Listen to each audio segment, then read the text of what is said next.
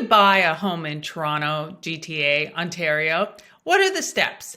Well, in this video, I'm going to take you through the 8-step process that I take new clients through when they're looking at buying a home.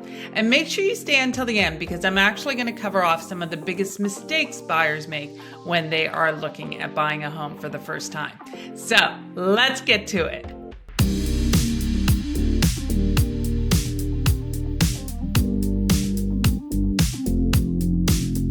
Hi everybody, my name is Connie Sarvanandan. I'm a real estate agent and investor here in Toronto and the GTA. And this video is a little bit different than what I'm used to doing. And that's because I was recently asked to be a panelist in a new home webinar for first-time home buyers and first-time home buyers in Canada. And I went through my 8-step process, and quite honestly, it's one of the biggest questions I get asked. So I thought I'd take you through that 8-step process, and I'll highlight some of the big mistakes that buyers make when they are buying homes for the first time. So let's get right to the process. So whenever I meet with new buyers or new clients, I always take them through this 8-step process. I do something similar for sellers, but this is for buyers.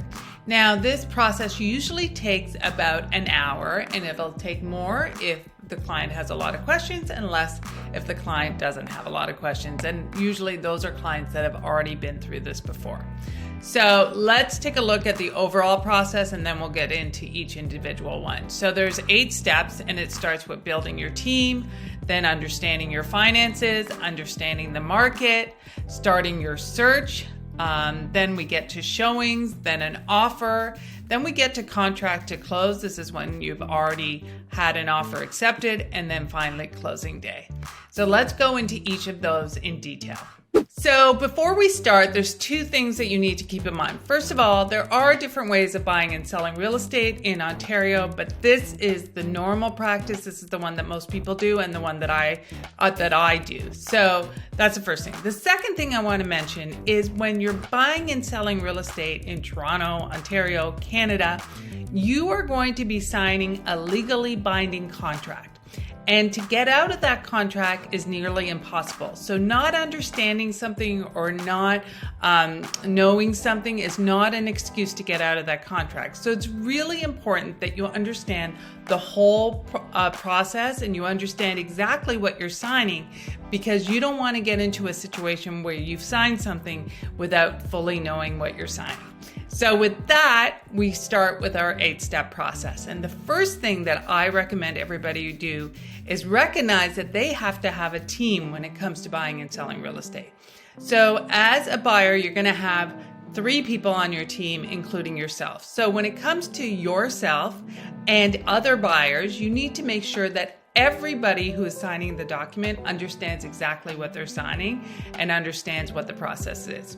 Then you have 3 other people. You have a realtor, and then you have a lender, and then you have a lawyer.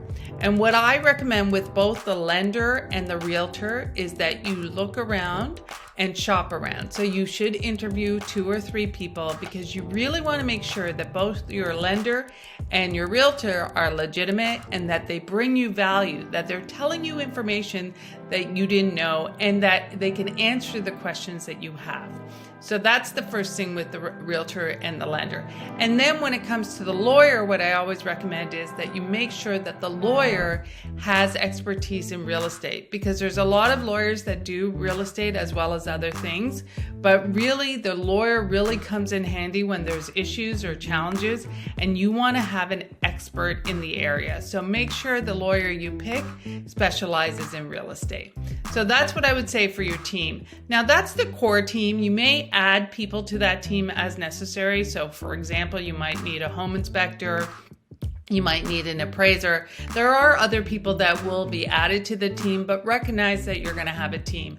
And oftentimes the realtor acts as the coordinator for everybody, because there's going to be different roles and different pieces of the puzzle. And so if you get a good realtor who can coordinate, that will also help. So that's part 1. Let's move on to part 2. Okay, so the next area is probably the area where buyers really misunderstand, or this is where they make the mistake. And that is understanding all of the financials. So when I say understanding all of the financials, it is critical that you understand all of them. And there's kind of 5 areas that I would focus on. The first is understanding your pre-approval, your down payment, and your deposit requirements. And if you're working with a great lender is going to make all of this pretty easy to understand and will make sure that you understand it all and are prepared for it all. So understanding those are really important. The next thing you need to understand is mortgages, and what the different types of mortgages are and how interest rates are going to affect the mortgages, because remember, in the last 6 months, mortgages have gone up 5 times. So you want to understand how that applies and everything else. The third thing you want to understand is taxes, because we have a lot of taxes here in Canada, and you want to understand if taxes apply to you. So things like non-resident sales tax, does that apply to you? Land transfer tax, you're going to have to understand how that it applies, whether it's a property in Toronto or outside of Toronto. Then you have other taxes like property taxes that will be an ongoing cost for you. So taxes are important because you just want to understand what your obligations are and when taxes would be due. And then the fourth area is really the overall cost for buying a home, because you're going to have a purchase price, but you're also going to have land transfer tax. You're also going to have additional fees like lawyers' fees. And then you may have additional fees like home inspectors or appraisal fees. So it's making sure you understand those financials so you can prepare for it at the time. And then the final thing that I always want my buyers to understand, especially my first-time home buyers, is the ongoing cost of owning a home. So you're going to be paying property taxes annually, but there is also maintenance fee costs that you're going to have, whether it's maintenance fees for a condo or it's going to be your own maintenance. You got to think about things like snow removal or summer maintenance. You just have to make sure that you understand all that so that you're prepared for it financially, and so there are no surprises. So I think with the financials, that's probably the biggest area that you need to understand. And again, if you have a great lender, they're going to cover off a lot of this with you, but it needs to be you that feels really comfortable with all the information. If you're finding value in these videos, please like and subscribe. That way you'll know every time a new video is released. And if you have any real estate needs here in Toronto or the GTA, feel free to call, text, email, or WhatsApp, and we'll be sure to take care of you. And if you want to talk to me directly, my calendar link is below. And finally, if you have any comments about this video, I'd love to hear them, good or bad. That's how we make our videos better. So the next thing you want to understand is understanding the market. And if you are a regular on my channel, you know that this is something I preach all the time. So when I say understanding your market, it's not just understanding what's happening in the market today, but it's understanding what's been happening, going back at least 2.5 years, but even a little bit more than that, because we've had unprecedented times in the last 2.5 years during COVID and after COVID. And, we've just had this unprecedented real estate market. And so you want to understand exactly what's happened in your specific pocket to see how much the prices went up, if the prices are coming down, what you can expect, things like that. Because the more you know, the better your home buying and selling experience will be. And a really good realtor will make sure that you understand it all. They're not just going to give you information that applies today. They're going to say, this is the trends, this is what's happening overall in the market, and this is what's happening in your specific market. So make sure you understand all of that, because that will be key, because when you actually make an offer, you're going to feel really comfortable with the offer because you'll understand what the background is before you make that offer. Okay, so now that you understand the market and you understand the financials, you're ready to start your search. And generally when I start searches for my clients, I make it a little bit broader so that they can see everything that's available within the areas that they're interested in, and then we can narrow down the search from there. And what I find with most clients is their wants and needs do evolve, because they're starting to see everything available, and they're starting to see that what they started with is not necessarily where they're ending up at. So that's what we do with the search. And from the search, you're going to find properties that you love, and so that's when we're going to start to do the showings. So when it comes comes to showings, this is actually taking you and showing you the property. The first time I take clients out to a showing, I try to do as many properties as I can in one day, just because I think it's important for you to get a real sense of what properties are out there and what the different variations are when it comes to properties. So we want to show you as many properties as possible. And here's the thing I'll say about showings. Sometimes I do virtual showings as well as in-person showings. And my job as a listing agent is to make a property look as good as possible online as I can. So the pictures are beautiful, the videos are beautiful. What I find is that, you can't really judge a property until you actually see it live, because you won't know the noise, you won't know the neighbors, you won't know what surrounds it until you see it live. So it's really important that when you go and see the property, that's what you're looking for. And I do virtual showings for my clients that are not in Canada, and I become their eyes and ears for those properties, because I really do believe that seeing properties in person is really important. So from there, you're going to find a property that you love and you're going to want to make an offer. And so we move on to our offer stage. So next comes the offer, and the offer and what you're going to offer is really going to depend on the situation, because if you're competing with a bunch of other buyers, that's one type of offer, versus if it's just you and the seller, that's a different type of offer. And remember, offers can often go back and forth, and there could be things like conditions, like a home inspection or a financing condition that can be included depending on the situation again. And then also remember, with all offers, you're going to have to put in a deposit.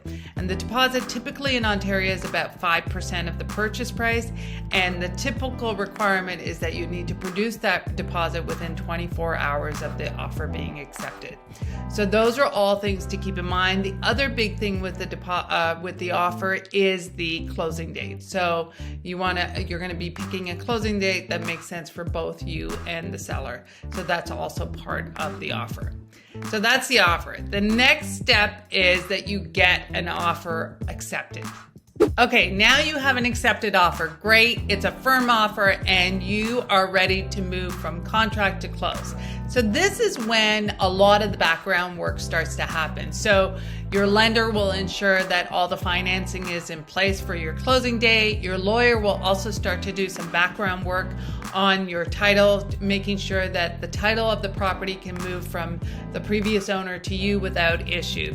So all of that is happening. In addition to that, you typically have 2 to 3 more visits to the property. And what I like to do is I always try and schedule your very last visit about the day before the closing date, because you want to ensure that the property is in the same condition that you bought it in. And if there's any changes, you want to make sure that the lawyers are aware of that. So that's the key. And so that's all of the background that's happening from contract to close. And then we get to the final step in the process, which is the closing date. So the closing date is the day when title is going to be transferred over. And the way that happens is it's all done through the lawyer. So first of all, your financial institution is going to send your funds to purchase a home to the lawyer, your lawyer, who will hold it in his trust and then send it to the seller's lawyer, and they will pay off the seller. At the same time, both lawyers are going to work to change the title from the sellers to the buyers. And so all of this is done through a lawyer. You cannot buy and sell property without a lawyer. So that's why it's really critical that you have a good real estate lawyer working on your team. So then the funds are transferred, the title is exchanged, and you get the okay from your lawyer that you can get the keys. We give you the keys and you are a happy new homeowner. So that's it. Now, this is an 8-step buying process, and it shows the typical way things should happen. Now, that's not to say there aren't going to be issues that come up and hiccups that will come up along the way. But if you have a good team in place, then that means they're going to help you through that stuff. And also, what I always recommend that you interview 2 to 3 realtors so you find the one that you really like. And if you don't know a lender or you don't know a real estate lawyer, your real estate agent should be able to recommend 2 to 3 options for you so that you can find alternatives. So don't feel like you have to find all these people on your own. All of these people will have referrals for you as well. But again, like I said, make sure that they're bringing value to the table and they're just not a referral. You need to be able to ask them questions and you need to be able to trust them in this process so that you feel good about the whole process moving forward. Thank you for watching. I really appreciate it. And if you have any feedback, good or bad, I'd love to hear it. That's how I improve my content. And of course, if you have any real estate needs here in Toronto or the GTA, feel free to call, text, email, or WhatsApp, and we'll be sure to take care of you. And if you want to talk to me directly, my calendar link is below. Thanks, and I'll see you soon. Bye.